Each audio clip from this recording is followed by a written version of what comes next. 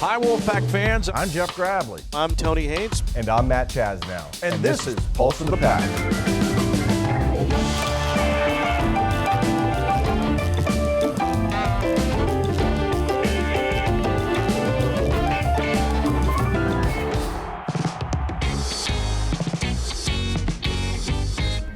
Welcome in. This is episode 181 of Inside NC State Athletics, the podcast powered by PNC Bank, along with my partner, Jeff Gravley.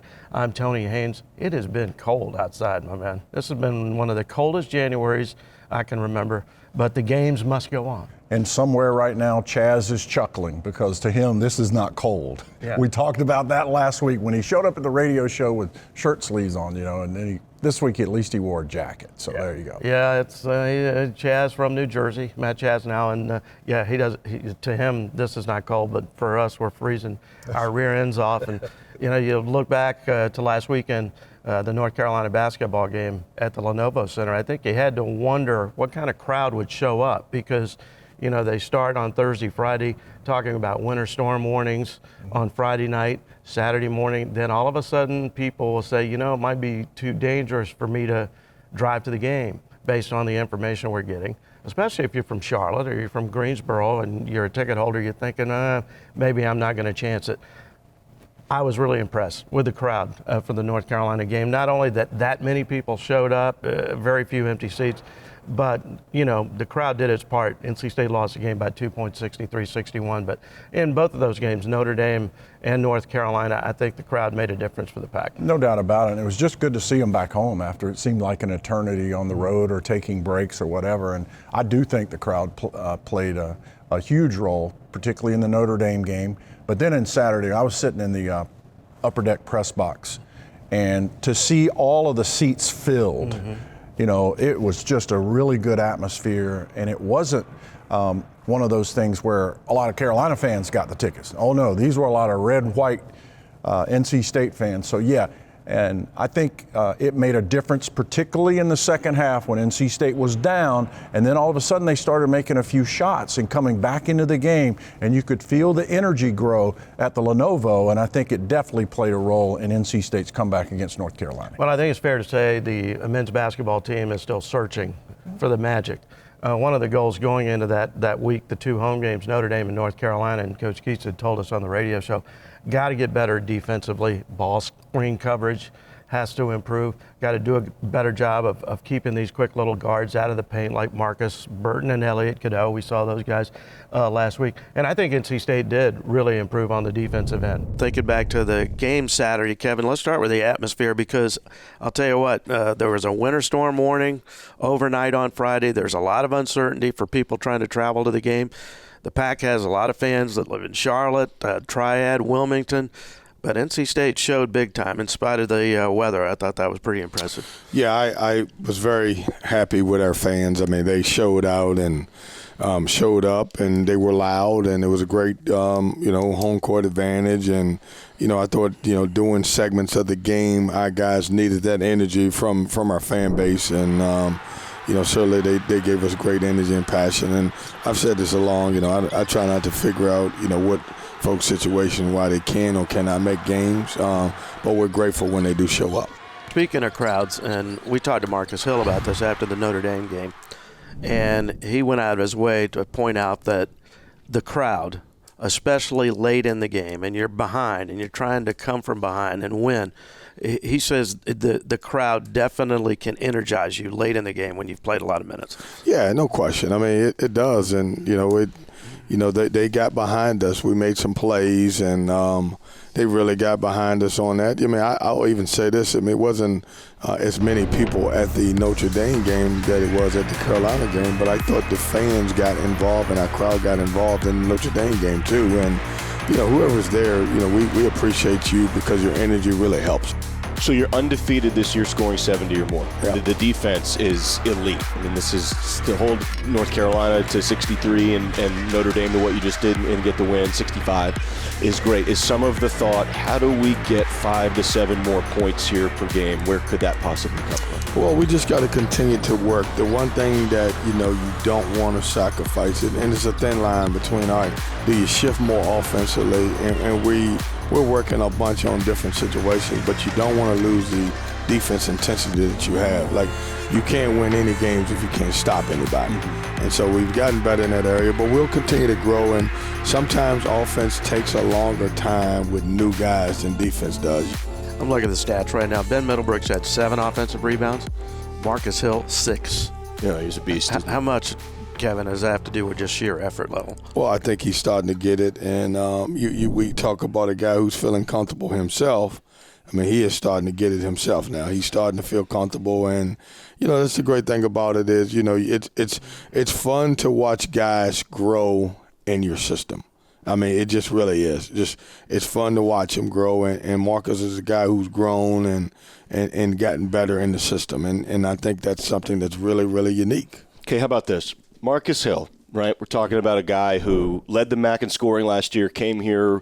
What's his role going to be? Is Mike James coming back? What's he going to play? He is 4th in the ACC in field goal percentage, is Marcus Hill. As your leading scorer as a guard, he's at 50.9% field goal percentage, top 5 in the league. Is that even beyond what expectations might have been? I mean, he's playing great, very efficient basketball. Well, what you like about him is to see a guy at his size continue to stay around the rim and be a paint touch guy.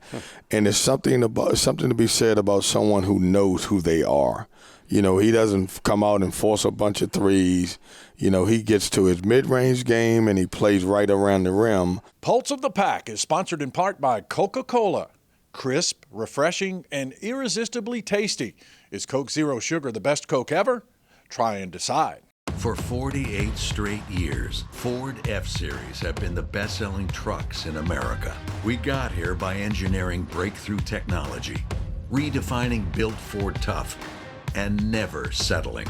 But what's really made Ford F-Series #1 is you.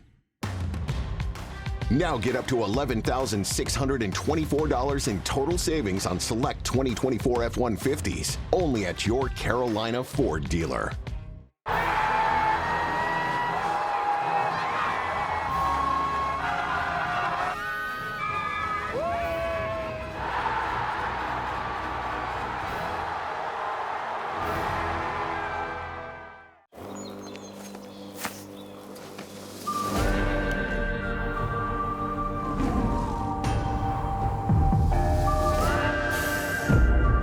All right, Mr. Wolf, you're all set. Complete perimeter protection installed and monitored.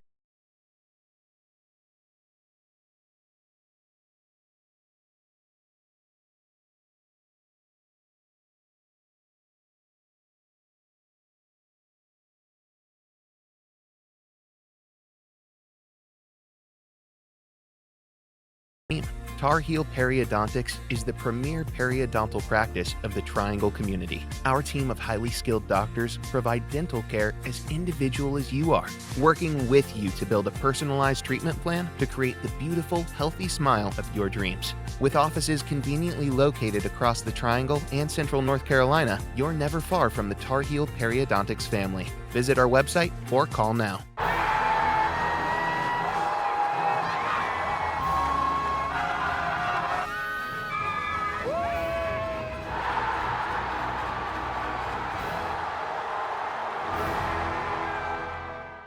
This segment of Pulse of the Pack is presented by Coca-Cola.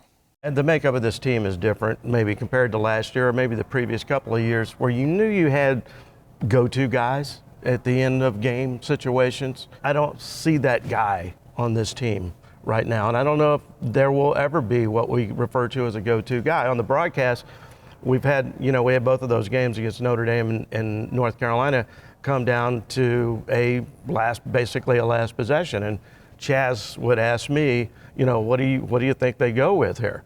It's harder to answer that question with this team than it was the previous couple of years. And, I think the two obvious choices probably either Jaden Taylor or Marcus Hill. And those two guys, because they're downhill players, they can get the ball in the paint.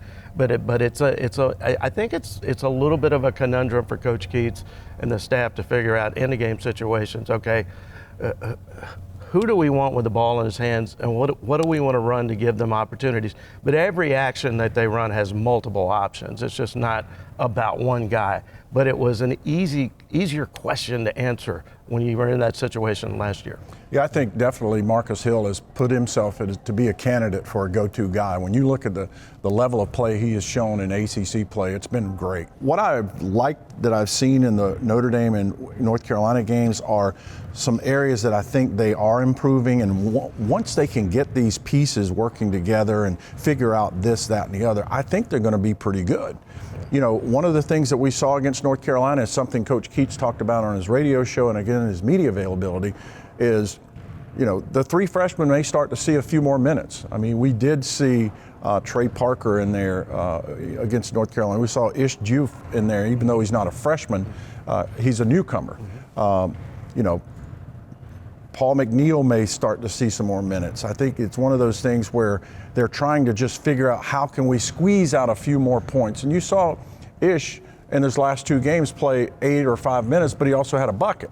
And so if you can try to find a few more points off your bench, I think things can definitely improve for NC State. Bryce Hurd got a few minutes against North Carolina. So they're reaching, they're trying to figure out what they can do because, you know, the situation with Mike James has not changed. They just await for the opportunity for him to come back if he's able to come back. You know, they're not saying that, but I think that's something in the back of their head. When do you reach the point of no return with Mike James for him and for the team when you try to implement him back in the lineup? They're getting close to back that. in the lineup. He's never been in the lineup. Right. Yeah. Into the lineup. I remember when he got his knee scoped at the beginning of the year, they're thinking 4 weeks. Yeah. But you just never know with these things. But there's also the conditioning component to that as well, especially when you've had a knee injury. You know, while you're mending that knee, you're not able to do much of anything in terms of conditioning, right? Because they want you to get back to 100% before you get back on the court. So who knows? You know, and our NC State fans listening to us right now, they hate excuses, which I appreciate, but there has been some bad luck involved in this a little bit. Now, we just touched on Mike James. Think about the Virginia game. Ben Middlebrooks shows up 2 or 3 hours before the game, and he's sick, and he can't play. Can't try to come out on the court during pregame warm-ups. He was there for a minute, and he had to go back in the back because he was just so sick. Whatever he had, some kind of stomach virus or something along those lines. And you know, NC State played its best half of basketball in that first half against Virginia. You know, built a double-digit lead, led by as many as 14 early in the second half. Then all of a sudden, Virginia kind of changed its approach. They started setting some screens for their four-man Saunders, getting him down in the low post against smaller people. And he was the guy that really got Virginia going when they had that comeback. And all you could think about, I remember thinking of sitting there watching the game during that stretch, boy, if only Ben Middlebrooks was available right now, a big body that you could bring in, an excellent defender in the post. I think he takes all that away. And we'll never know, not to take anything from Virginia, but I am thoroughly convinced if Ben Middlebrooks can play in that Virginia game, NC State gets a big road win there. And then you miss Huntley Hatfield as well against North Carolina, a guy can score in the post. Sure, and also, too, he is another big guy where North Carolina doesn't have a traditional big guy this year. That's right. I mean, Washington played a really good game, but, you know, they've been searching for some productivity in the post, some defense in the post. And I think if you could have hit them with either both Ben Middlebrooks and Brandon Huntley Hatfield or one or the other in a combination, I think you keep that pressure in the post, an area of weakness for North Carolina. So, yeah, you know, some folks look at it as excuses. I'll look at it as facts. The fact of the matter is, you know, they need all able bodies to be able to play, and that includes Mike James.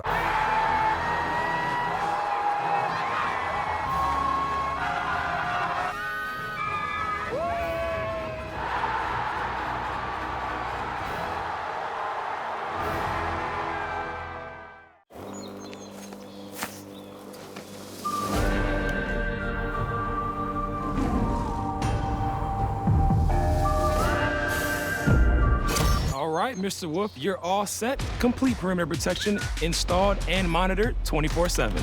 No matter who you root for, we can all identify with the best in smart home security. CPI Security is the official security and smart home company of NC State Athletics. CPI Security. Identify yourself. For 48 straight years, Ford F-Series have been the best-selling trucks in America. We got here by engineering breakthrough technology, redefining built Ford tough, and never settling. But what's really made Ford F-Series #1 is you. Now get up to $11,624 in total savings on select 2024 F-150s, only at your Carolina Ford dealer.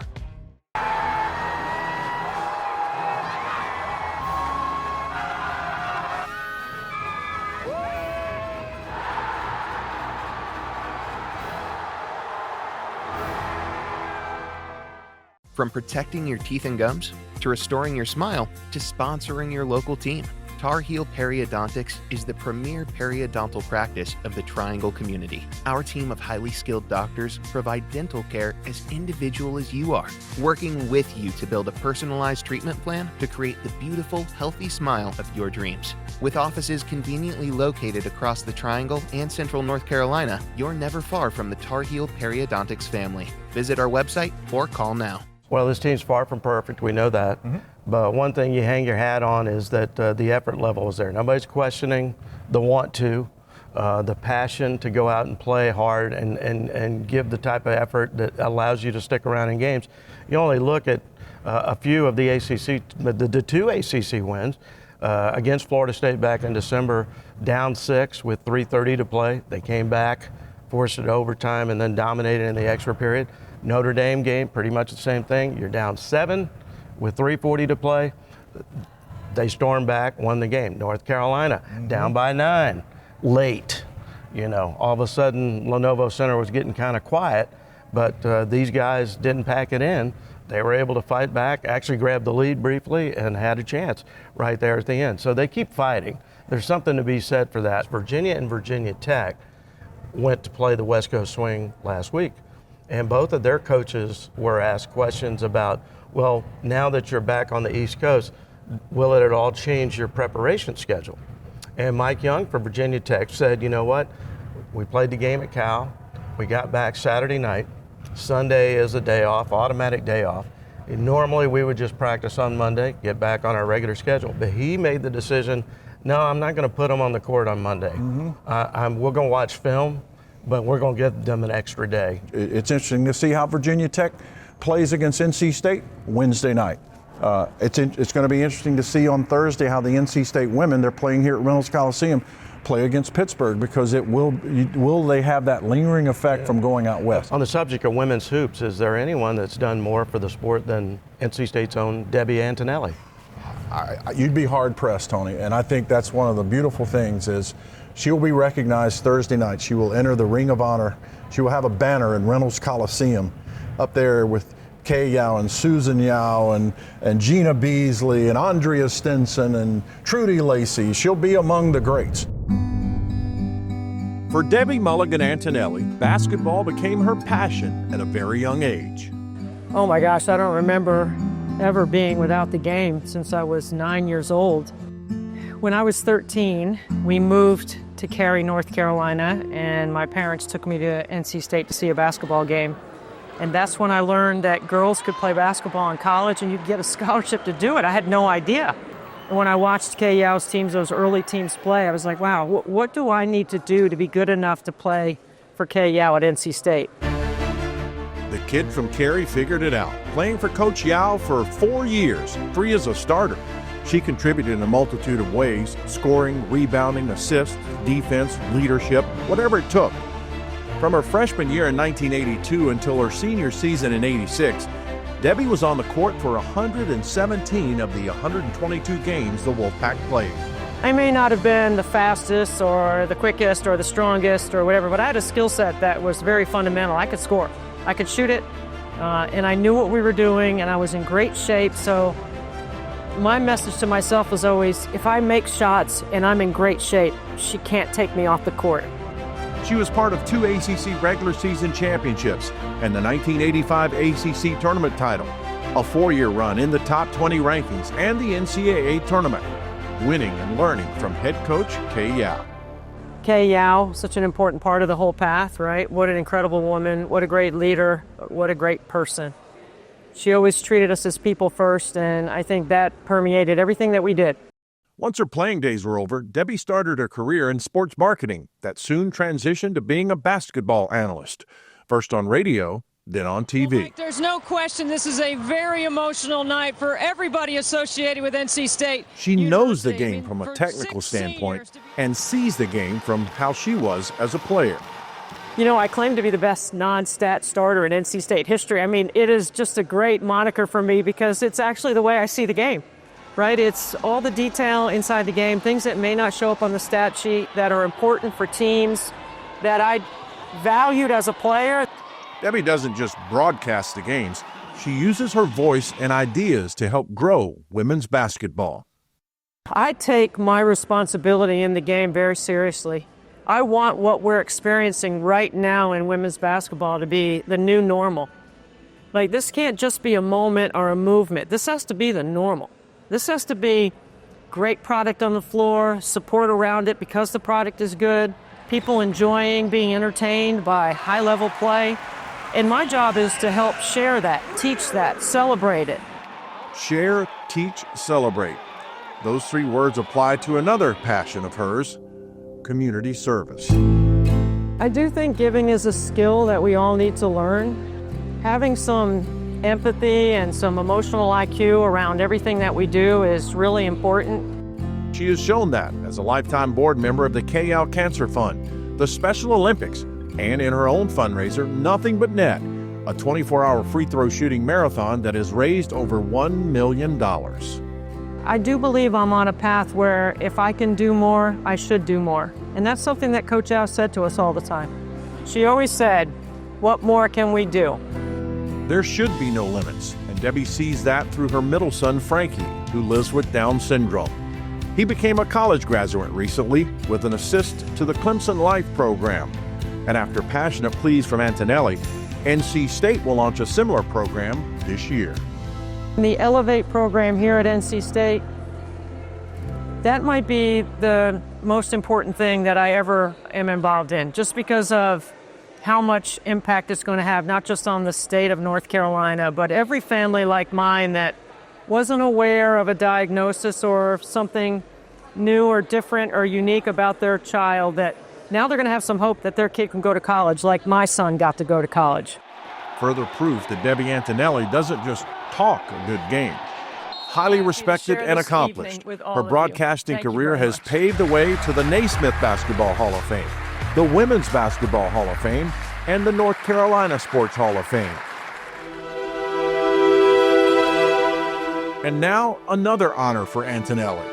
For all that she has done for basketball in NC State, her own banner will hang in Reynolds Coliseum among the honored numbers and the coach who helped her dream come true. It means more to me than I actually can express through words. My relationship with Coach Al was 30 plus years, and I admired her, I loved her, I miss her. Everyone that has helped along this path has been a part of the team in some form or fashion. It is going to be up there with me, and that's the way I look at it, because it's always been about team. Pulse of the Pack is sponsored in part by Carolina Ford Dealers. See your Carolina Ford dealer, proud sponsor of NC State Athletics. For 48 straight years, Ford F-Series have been the best-selling trucks in America. We got here by engineering breakthrough technology, redefining built Ford tough, and never settling. But what's really made Ford F-Series #1 is you. Now get up to $11,624 in total savings on select 2024 F-150s, only at your Carolina Ford dealer.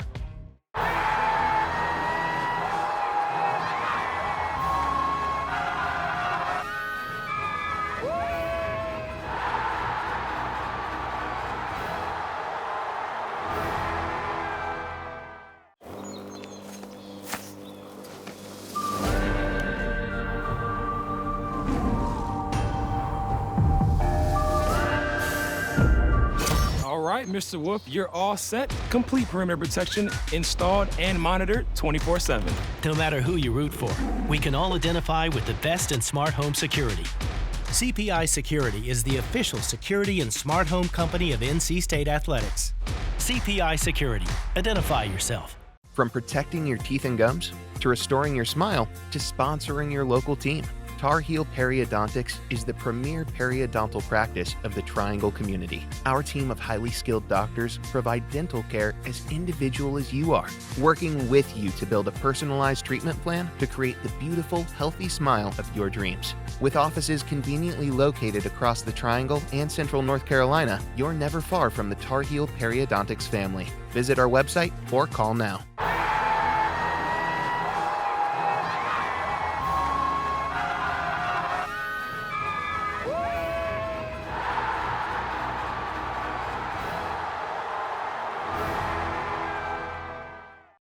Pulse of the Pack is sponsored in part by Coca-Cola. Crisp, refreshing, and irresistibly tasty. Is Coke Zero Sugar the best Coke ever? Try and decide. She's a giver of her time, and I think that's one of the greatest compliments you can give somebody is she's willing to share her time, her knowledge, her expertise with so many people, and it's not just limited to basketball. One of the best analysts in college basketball, whether it's women's basketball or men's basketball, it doesn't matter. She's just someone who has incredible insight, great understanding of the game. There are a lot of former players who understand the game, but when they're given the opportunity to go into broadcasting, I don't know that they master the art of explaining the game in a way that helps people understand the game at a deeper level. Every time I watch Debbie Antonelli calling a game, analyzing a game, I learn something every single time. And for me, that's kind of the challenge as an analyst.